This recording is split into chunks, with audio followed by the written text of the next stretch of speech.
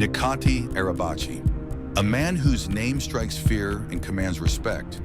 Arabaci's life is marked by relentless violence, power struggles, and repeated attempts on his life.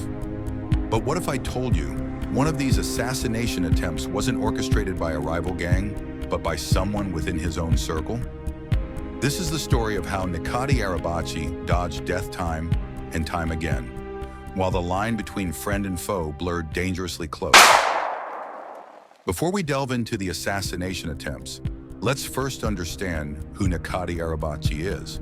Born in Turkey and raised in Germany, Arabaci's life of crime began early. As a leader within the Hells Angels, Arabaci was not just a biker, he was at the helm of a criminal empire spanning multiple countries. His rapid rise to power wasn't just about luck, it was built on ruthless decisions and brutal enforcement. But with great power comes even greater danger. For Arabaci, this meant living every day knowing he was a target, not just from rivals, but sometimes from within his own ranks. Arabaci's influence extended beyond the borders of Germany, making him a significant player in European organized crime. His operations were characterized by their scale and sophistication, involving drug trafficking, extortion, and other lucrative illegal enterprises.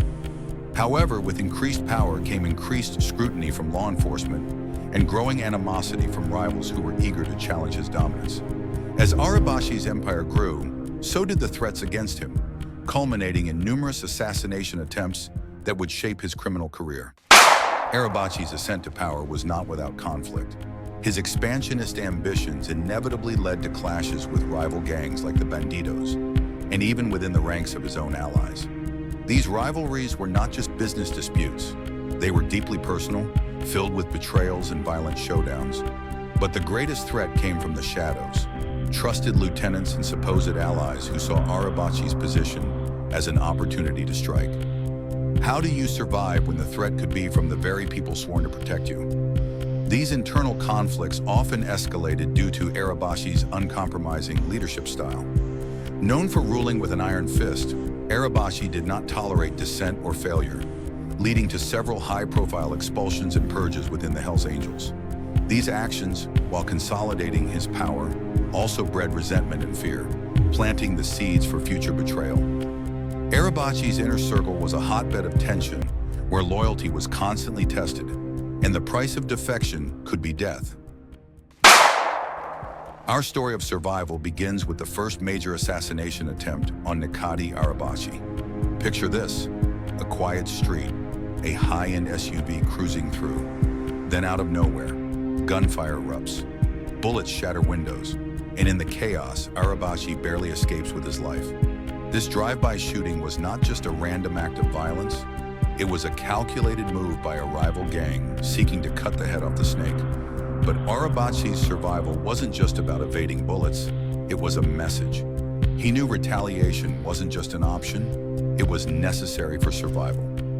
This marked the start of a vicious cycle of attacks and counterattacks, where each attempt on his life only seemed to harden his resolve and widen his reach.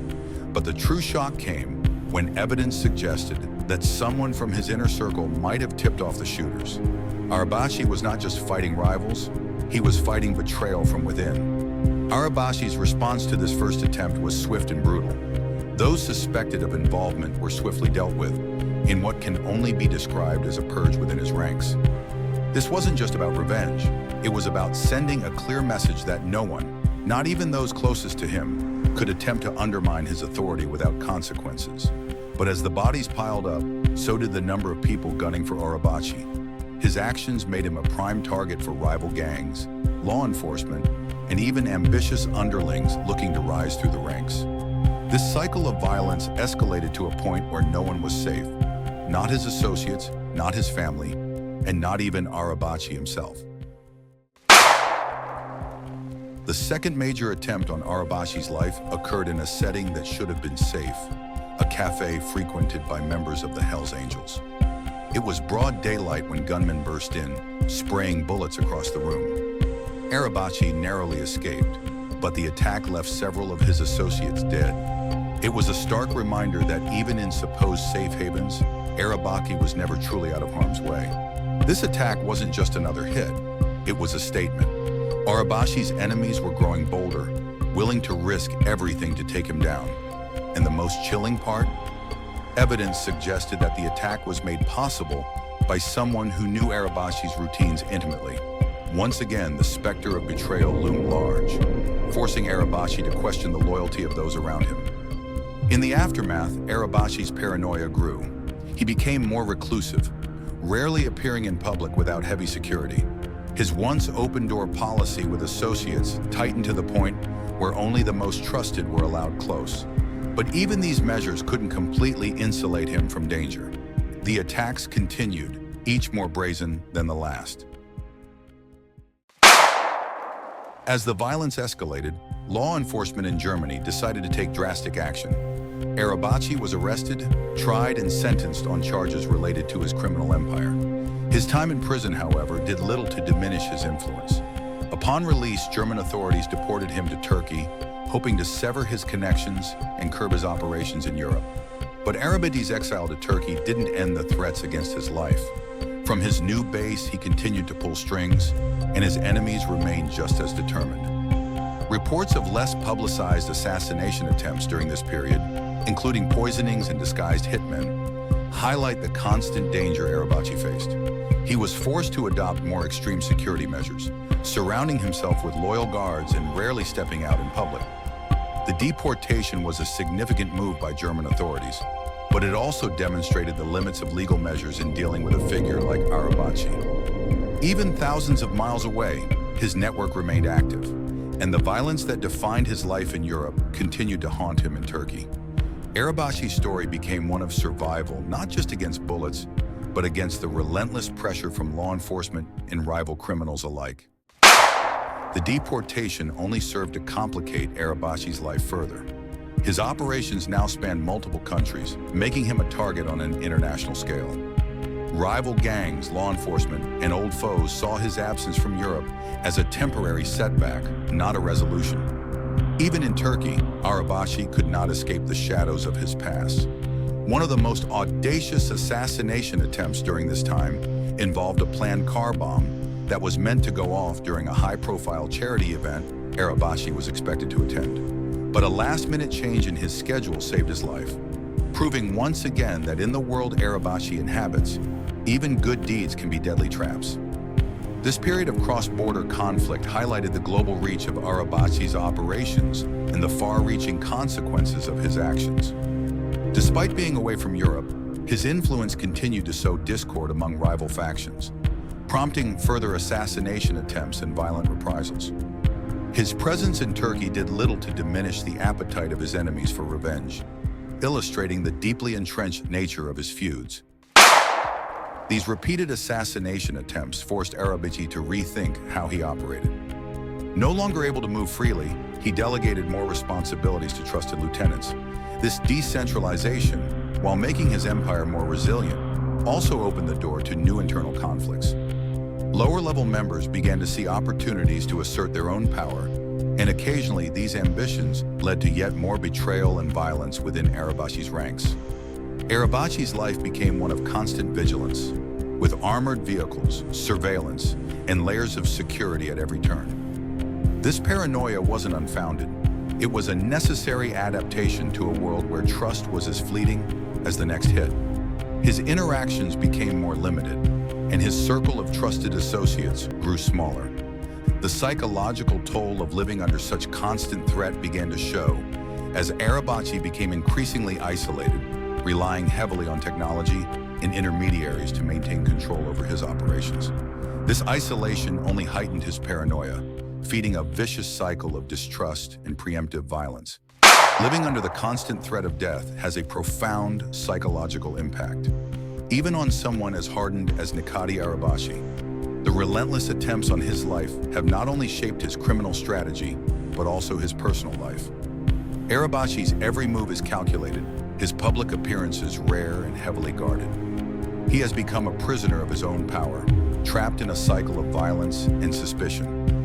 Arabaci's paranoia has driven him to implement extreme security measures, including the installation of bulletproof glass in his homes, the use of decoy vehicles, and the employment of private military contractors for personal protection.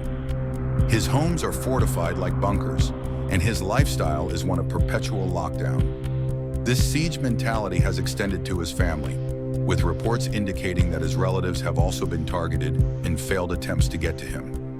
The psychological toll on those around him is immense, as they live in constant fear of being caught in the crossfire of Arabaci's dangerous world. The human cost of Arabaci's criminal lifestyle extends beyond his immediate circle. The public violence associated with the assassination attempts, drive-by shootings, bombings, and public firefights has endangered countless lives and disrupted communities. For Arabaci, the loss of associates, the betrayal by trusted confidants, and the ever-present danger have made survival a solitary and burdensome achievement. His story is not just one of evading bullets. It's a testament to the corrosive effects of a life lived under the shadow of death. The repeated attempts on Nicati Arabaci's life are not isolated incidents, but part of a larger narrative of power struggles within organized crime. Arabaci's resilience in the face of these threats has made him a notorious figure, but it has also underscored the volatility of the criminal underworld. His ability to survive multiple assassination attempts speaks to his cunning and strategic mind, but it also highlights the inherent instability of his position. Arabaci's story reflects the broader dynamics of organized crime in Europe, where alliances are fleeting and violence is often the currency of power. His repeated escapes from death serve as both a cautionary tale and a symbol of the relentless pursuit of dominance that defines the lives of crime bosses. For law enforcement, Arabaci represents the enduring challenge of combating organized crime, a figure who, despite legal victories and deportation, remains a potent force in the underworld. The legacy of Nicati Arabaci will be one of survival against overwhelming odds, but it is also a legacy stained with the blood of countless others caught in the crossfire of his violent rise to power. His life serves as a stark reminder that in the world of organized crime, the line between predator and prey is razor thin, and the cost of power is often paid in lives. Nicati Arabaci's life is a testament to the dangers and complexities of organized crime. His ability to survive multiple assassination attempts is not just a reflection of his resilience, but also of the unstable and violent world he inhabits. Arabaci's story is far from a cautionary tale. It's an ongoing saga of power, survival, and the ever-present shadow of death. As we look ahead, the question remains: can Nicati Arabaci continue to defy the odds, or will one of his enemies finally succeed?